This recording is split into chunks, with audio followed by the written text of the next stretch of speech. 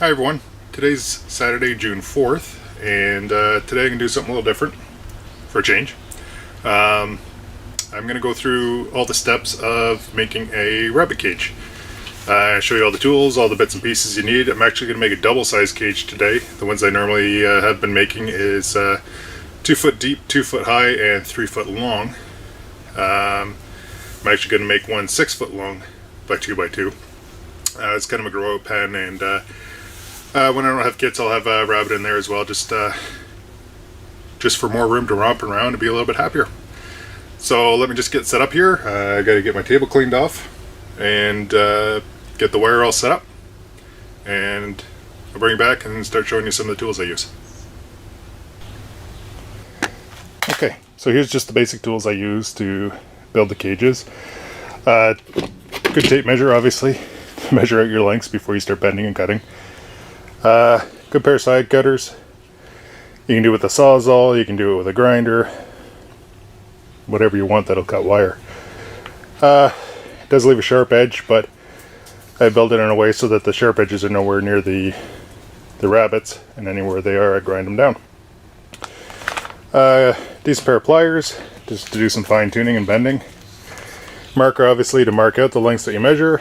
This is the crimp tool for these wire clips. Get a better look at what they are here. I get them at the TSC. They're not in the cage section, just so you know, so you don't look like I did. They actually have a pet rabbit section. This is where you find these and the crimpers. And then finally, just a good old thumb detector hammer, just to give a nice sharp edge to the corners. And most importantly of all, of course, nice big spool of wire. Any of your rabbit supply places can get you that. It's a 100-foot spool of wire. It's a 1 inch by 1 inch square. And then I've got these floor pieces that are a 1 inch by ½ inch square for them to stand on. And there is an upside and a downside to those you got to be careful of. And I'll show you that when we put it together. So, you start by measuring out first length. I like to start with the shortest side, which would be your ends actually. So what you start by doing is you make a box, which is your perimeter. I make it the size you want. Then I've got my pre-cut floor pieces. They get crimped on the bottom. I'm using 2 of them this time because I'm going to do a 6 foot long cage. And then you cut a 6 foot by 2 foot piece of this for the top. And then obviously the door and all that afterwards. So I'm going to mark out my 2 foot mark.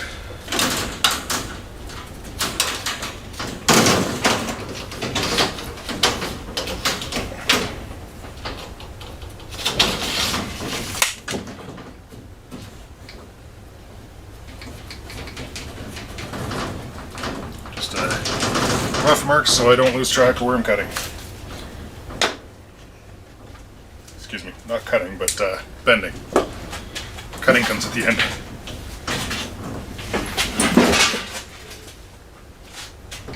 Okay, so now what I do, I've actually got a big piece of angle iron here. It's just, I had it. You can use a block of wood, something with a nice crisp edge to help you bend and hammer the wire against. I actually kind of wish this was the other way around, but this is the way I've been doing them all. And just pull the top down and start bending it across. And you take your thumb detector, and if you don't hit your hand at least once, you're not doing this right. Okay, so I've got my 3 corners bent, and obviously the 4th corner isn't a bend, it's a cut. So I've measured out my last side, which is 6 foot. And now you just take your side cutters, start snipping each individual wire. If you are using the side cutter method, by the time you make a couple cages, your hands are going to be getting sore unless you're used to working with your hands. By all means, use a different way. I've seen people use Sawzall. Work quite well. They say there's no burrs left, no sharp edges. I haven't tried it. Might be worth a try if you have one. But anyways, not much explanation. Cut as close to the weld as you can, make it less tight. Okay, so the main perimeter of the cage is cut. I've actually got it outside. That's where we'll move to for the next part. Next Thing before that though, we got to cut a 6 foot long by 2 foot, which is the width of this roll, top piece. Okay, I've actually decided to do this down on my lawn. It's a nice shady area. The deck, as you can see from where Oscar's standing, is just pure sun and it's going to be too warm. Yes, I'm a wimp. So as you can see, I got my pieces here, the two bottom pieces that are going to join together to make a 6 foot long floor, my 6 foot long top, and the bent up perimeter. That'll be the outside of the cage. Okay, so the next part here is you want to join up these two outside edges to make it a complete square, rectangle, what have you. I'm using these crimping pliers, and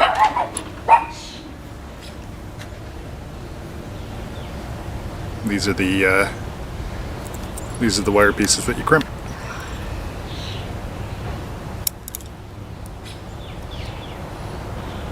They just go in like that.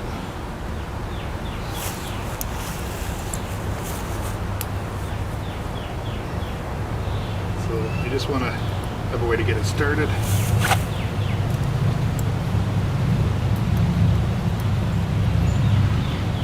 Get your pieces as close together as you can and grip it down. So there's what it looks like after you've crimped one down. It bends it over and holds it quite nicely. Now I'll just show you doing one here. Get it nice and tight together and just squeeze it together and give it a good squeeze and you're done. So as you can see, gone down and crimped all the way down the corner. You don't need one every one. I mean, if you want to, you can. Just overkill. Just wherever you think it needs one. You crimp on a connector. The next step will be putting on the top. I was going to do the top next, but I'm actually going to put the bottom on first. It's going to be fiddlier, especially since I've got it in two pieces. So as you can see, this is the actual bottom piece that's good for them to stand on. It's got a closer square. Instead of 1 by 1, it's 1 by half. And it is important which way you put it. The side that has the bars closer together at the 1/2 inch spacing is the part you want on the inside for them to stand on. Otherwise, they're going to be standing on this side. I don't know if you can see it very well, but the spacing is 1 inch and the 1/2 inch spacing is underneath. It just puts more pressure on their paws, less comfortable. So you definitely want to make sure you get this closer spacing inside the cage. So as you see here, the bottoms are a little tougher to get on because of the 1/2 inch spacing. It takes some good fiddling around and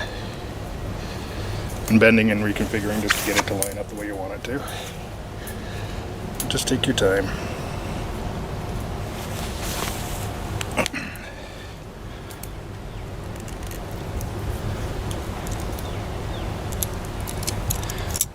Just work at it gradually and you will get them lined up. If you can't get one area to line up, move to a different area. Help kind of hold it in place a little better. And then just come back to it. Like this one doesn't want to go. Sometimes if you just flip it around and grab it from the top, you can get it to go on.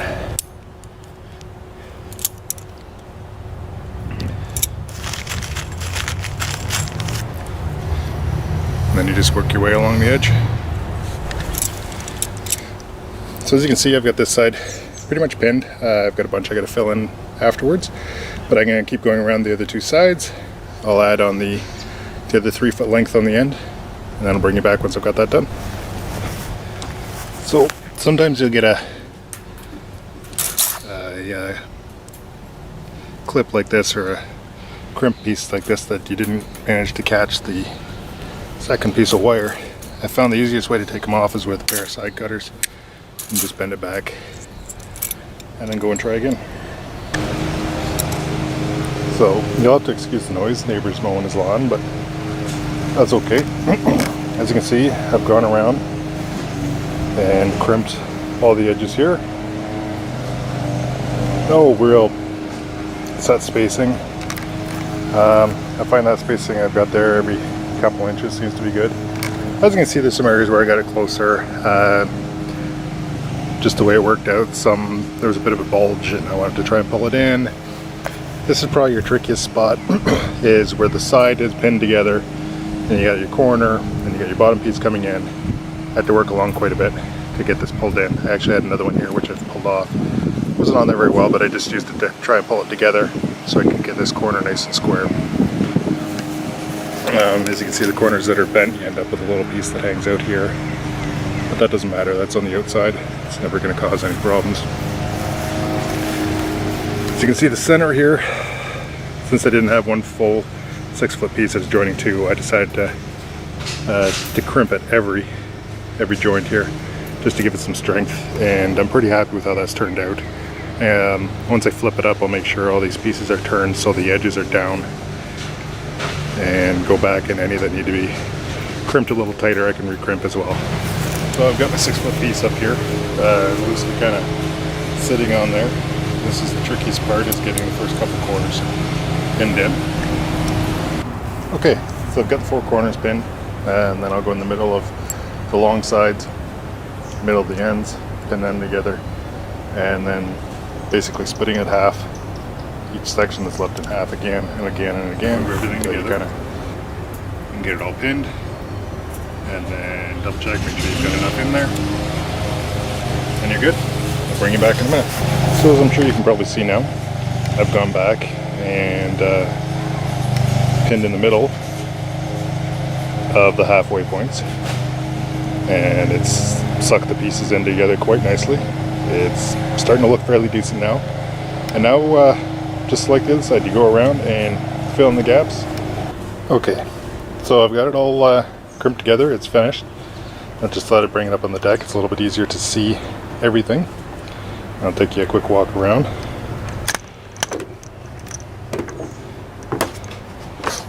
As you can see, it's all crimped together. As you can see, that edge there got a lot of crimps on it. It didn't want to come together, so I just started at that right side there and worked my way along one square at a time, and was able to pull it in, make a nice even corner. So I've marked out where my door is going to go. The door itself that I like to use is 16 inches or 16 squares, same thing, high by 17 wide. Now you're going to want to cut your opening smaller than that. You're going to want to leave 1 inch on top, bottom, and the side that it closes on. I cut it flush with the side that the hinge will be on. That seems to give me a nice height to be able to lift the rabbits in and out without having to scrape them across it or squeeze them or anything like that. I've tried a few different sizes, and this is the one that works for me. I also prefer the doors that open out to the doors that open in. Pros and cons to that. Pros, it's a lot easier for me, it's a lot easier on the rabbit. Everything's better about it opening up, except that when it opens out, if you forget to latch it, they can get out. If it opens in and you forget to latch it, odds are they're going to be fine. Now, I like to try and get this factory edge that's galvanized and smooth and everything right at the part that you're going to be handling the most, the part that swings out towards you. Of course, if you take the time and file all these edges down, it won't matter as much. Just line it up, make sure you've got 1 inch overlap, the top, the bottom, and the right side, and flush on the hinge side.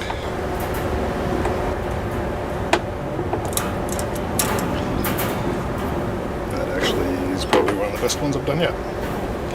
It's never going to line up perfectly, but you get it the best you can.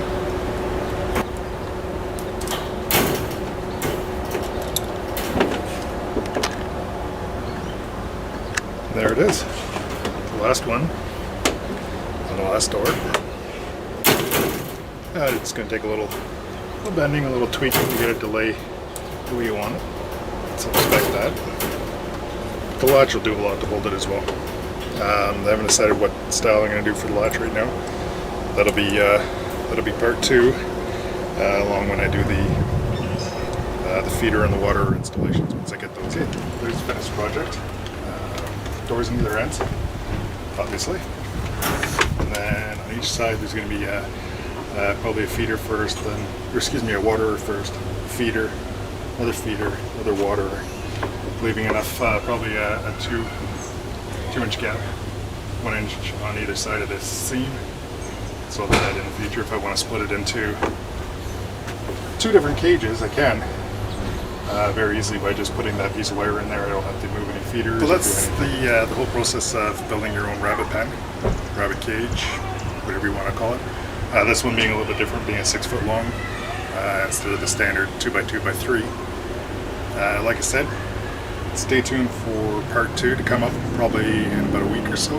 Once I get the rest of the parts in, I'll show you how I install the feeders, make the feeder hooks to hold the feeders on, install the water dishes, and make some latches that I've been using lately that I'm pretty happy with. If you have any questions, by all means put it in the comments, give me a thumbs up, thumbs down too if you didn't like the video, and I look forward to your feedback. Thank you.